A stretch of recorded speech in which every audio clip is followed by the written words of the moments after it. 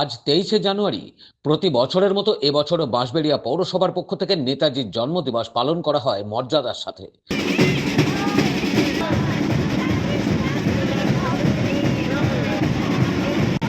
বাদ্যযন্ত্রের মধ্যে দিয়ে জাতীয় পতাকা উত্তোলন করলেন বাঁশবেড়িয়া পৌরসভার পৌরপ্রধান তাপস মুখার্জি। পরে নেতাজির ছবিতে মাল্যদান করেন উপপৌরপ্রধান শিল্পী চ্যাটার্জি সহ অন্যান্য কাউন্সিলর এবং বিশিষ্টজনেরা।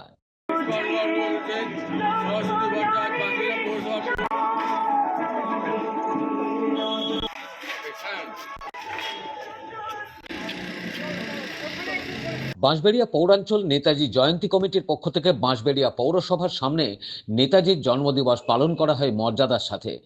এই উপলক্ষে সারা দিনব্যাপী বিভিন্ন রকম অনুষ্ঠানের আয়োজন করা হয়।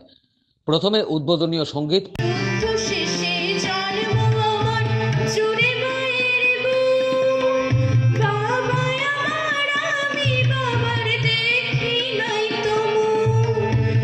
পরে জাতীয় পতাকা উত্তোলন করেন বাঁশবেড়িয়া পৌরসভার পৌরপ্রধান তাপস মুখার্জি।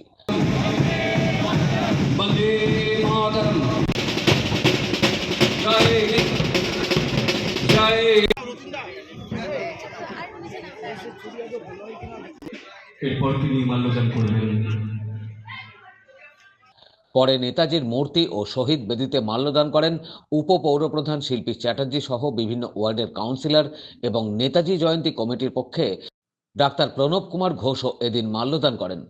পরে শেষে বক্তব্য রাখতে গিয়ে প্রণব কুমার ঘোষ কি বলছেন শুনব।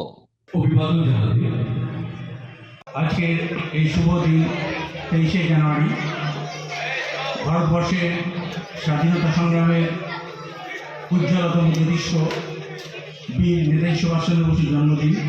বাঁশবেড়িয়া পৌরাঞ্চল নেতাজি জয়ন্তী কমিটি এই দিনটি বিশেষ শ্রদ্ধা সহকারে পালন করে আসছে 1969 সাল থেকে। আজকে আমাদের বাঙালিদের তথা হিন্দুদের এক বিশেষ অনুষ্ঠান সরস্বতী পুজো। এই পুজোতে সকলেই আমরা ব্যস্ত থাকি, সকলেরই বাড়িতে পুজো হয়, তার মধ্যে থেকেও এই দিনটি আমাদের পালন করতে হবে।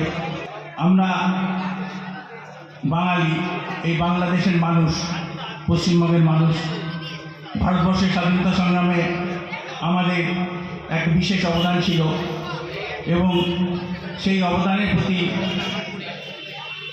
শ্রদ্ধা জানিয়ে এবং সেই অবদানের স্বাক্ষর হিসেবে নেতাজি সুভাষচন্দ্রের উৎপত্তি এবং তার নেতাজি হয়ে তার আত্মপ্রকাশ।